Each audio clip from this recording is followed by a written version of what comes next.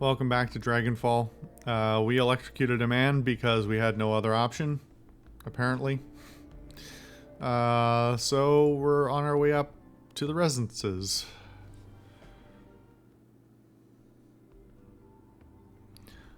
Alright, I'm gonna need you to get me into this floor's access panel. That'll be in room 303 on this floor. The door combination is 14291. She glances up at you. Make sure to write that down. Yeah, I've got it. I don't think writing it down is a good idea. That's evidence to be found. Okay, once I'm there, I can put the penthouse door in maintenance mode. That'll set its key code combination to 111. How many ones is that?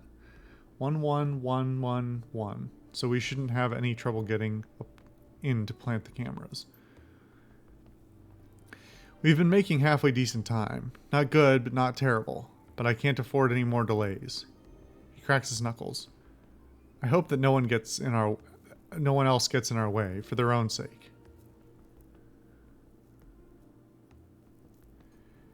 You aren't hurting anyone unless I order you to. You got that?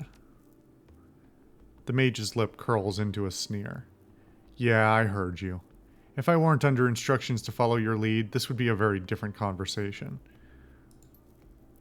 Yeah, well, you are, so shut up and deal with it. She shakes her head in disgust. God, I wish that we didn't need you to finish this job. His lip curls into a sneer. Again, apparently. Sadly for all of us, you do. Oh, and by the way, we're going to have words when this run is over, Mouse. A stream of caustic syllables pours out of the elf's mouth. His back is stooped under the weight of his pack, but his hands have clenched into fists. He rolls his eyes and points a bony finger at the elf. Look, it's trying to speak. I want to get this over with, Alice. I want to get away from these people and go home. Alright. Penthouse code. Apartment 303 code.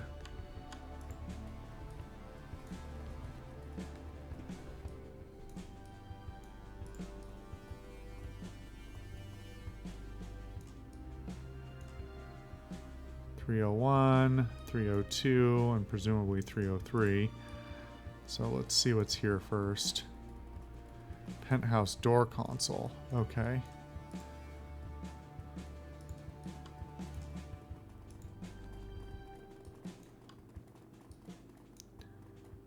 .303, and there's our objective, presumably.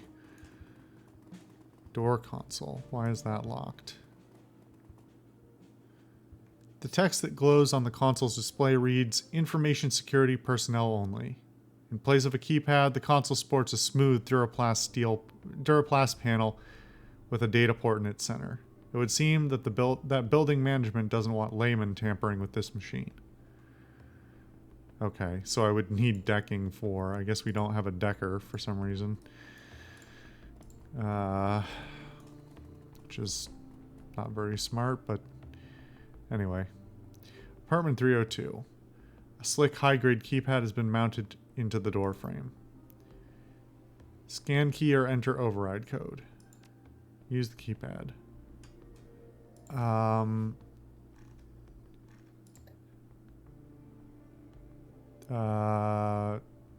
53786.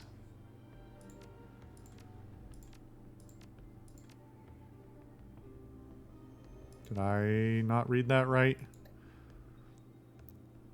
53786. Is this the wrong room? Am I dumb? Is he in 301? I thought he was in 302.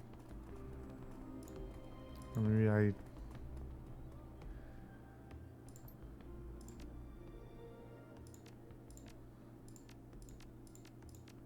Ah, wrong one. Code accepted. Welcome, homeowner.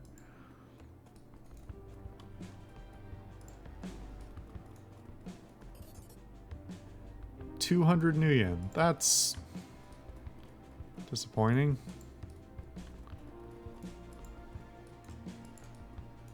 fire escape. Well, that's interesting. The door leads out to the building's fire escape. Not a bad way to make an expedient retreat. Alright. I guess that might be valuable. I'm hoping not. I guess, is it possible to botch this? It didn't give me the option to run then and there, but...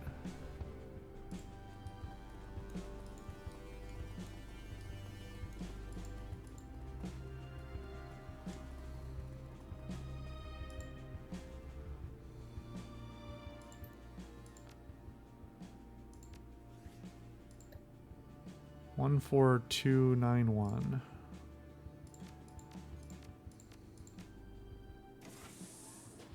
Welcome, homeowner. All right.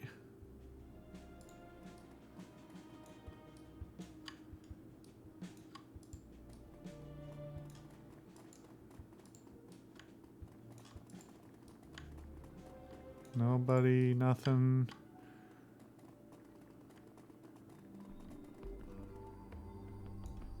There's a lot of detail going on in these otherwise, well, in this apartment at least. It's otherwise somewhat generic, but...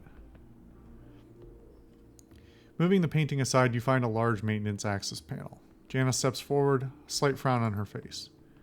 Okay, I guess this is me. She pulls a multi-tool from her belt and uses it to loosen the bolts that hold the panel in place. Pulling up a schematic on her PDA, she examines the terminal's wiring. Hurry it up, woman. The clock is ticking. Don't rush me. This is complicated. Popping the lid on her toolbox, she grabs a pair of wire clippers, a soldering gun, and a roll of electrical tape. With a look of grim determination on her face, she begins to snip up into a massive harness of cables that runs through the unit. Alright. She taps the elf on the knee. I'm gonna need that thing now. He nods and reaches back to unsling his pack. Placing it on the floor, he opens it and pulls out a large blue canister. It takes all of his strength to wrestle it up from the ground and into the space in the access panel that Jenna has cleared. There you go, you dumb ox. Do something useful for a change. The elf says nothing. Unburdened by the heavy pack, he stands up straight, and for the first time you appreciate how much larger he is than the corporate mage. He stares down at James, and his hand bunch into fists.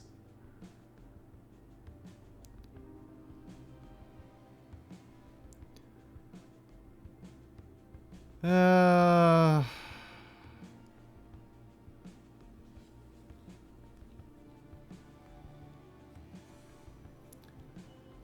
am I even saying this to? I don't think I'm saying this to the elf, even though that would be more appropriate. Yeah, I'm just gonna say nothing. Payload in place, Jenna gets back to work. It only takes a few minutes for her to screw, wire, and solder the canister into the harness. She inspects her work, nods, and turns to face you. Alright, job's done. Just need to do a bit of cleanup and we can get out of here. Nice job, Jenna. Yeah, thanks. Wasn't all that difficult, just a matter of following our employer's instructions. Hey, that's great, but time's a-ticking, so let's keep moving. He glances at the jumble of wire and circuitry through the open access panel. To hell with the cleanup, we'll be gone before anyone notices anything anyway.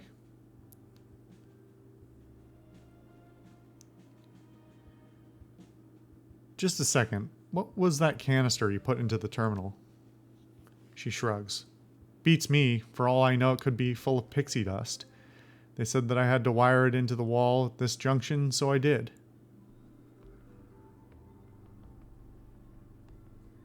Our employers don't tell us much, do they? The mage sneers. You haven't been doing this long, have you?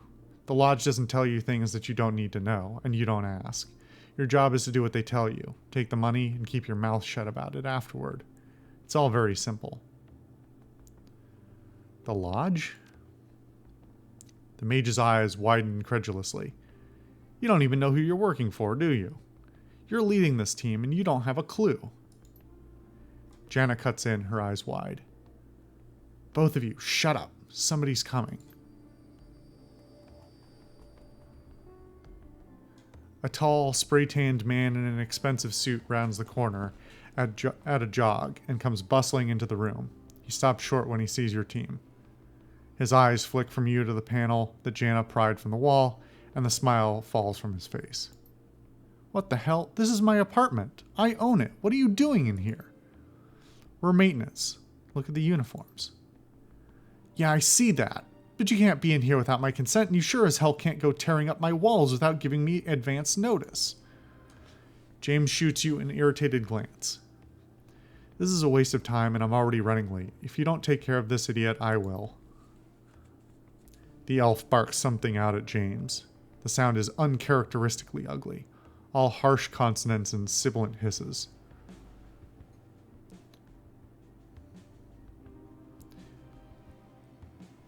Keep your mouth shut, James. I'll talk this out with our friend here. He bristles. Talk this out? To hell with that. We have a job to do and he's in the way. Deal with him and do it fast so we can get back on track. The homeowner looks shocked, but he recovers quickly. He takes a step towards James, his hands balled into fists. All right, buddy, you've asked for it. I want to know your employee number and I want to know it now. I'm a member of the Homeowners Association. Fuck. I'm a member of the Homeowners Association for this level. You know what that means? I have a lot of pull with building management. He thrusts an outstretched finger at James. Your days wearing that uniform are numbered. I promise you that. All right, Karen. Calm down, sir. There must be a problem at dispatch. You should have received a work order last week. I didn't receive a thing from dispatch, or from anyone else for that matter. My wife and I are entertaining guests here in an hour and a half, and our living room is ruined. I need to know that you're going to fix this, and that you'll clean the place back up, and that you'll put a new coat of wax in the floors. I need... To hell with this. I don't have time for this. His hands twist into claws, and he raises them high. An instant later, they are wreathed in an unnatural purple glow.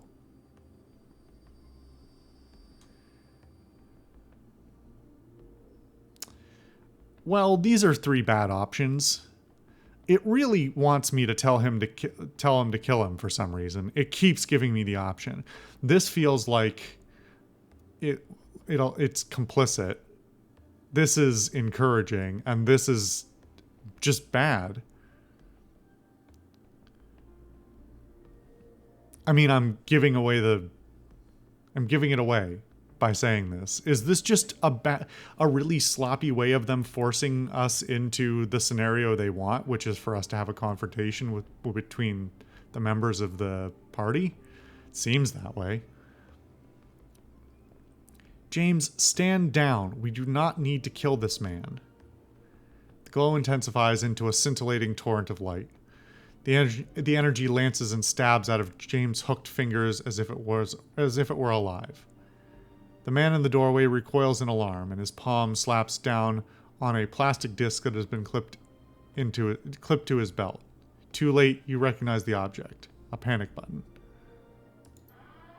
The air fills with the cacophonous wail of screaming alarms. James jerks back, his concentration broken. From down the hall, you can distinctly hear the sound of heavy footsteps approaching at a run. Meanwhile, the homeowner backpedals, trying to put a wall between himself and James. He's moving too slowly. Much too slowly.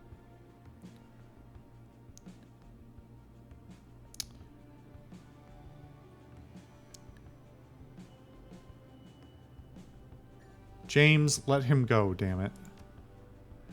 The mage's response comes out with a snarl. Bastard tried to bring down security on us. He isn't leaving this room. An incomprehensible screech cuts off the mage's sentence. In your peripheral vision, you catch a flurry of motion. Your elvish companion is moving, making a beeline towards James. Jana is hanging off of him, trying to slow him down, but he barely seems to notice. Stop, damn it. We need him alive to complete the run. With a kick, he sends her tumbling to the ground, then turns back towards James.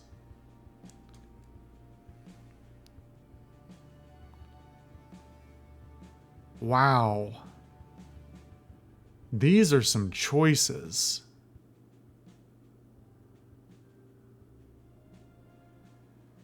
Step between the elf and James. I hate the bastard too, but Jana's right. We need him. Draw your weapon. She's right. Stop this or I'll put you down. Scrub the mission and attack James. I'm with you, pal. To hell with the lodge and to hell with this run.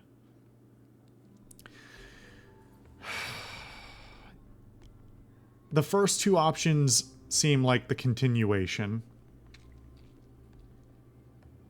The first one might result in everybody surviving.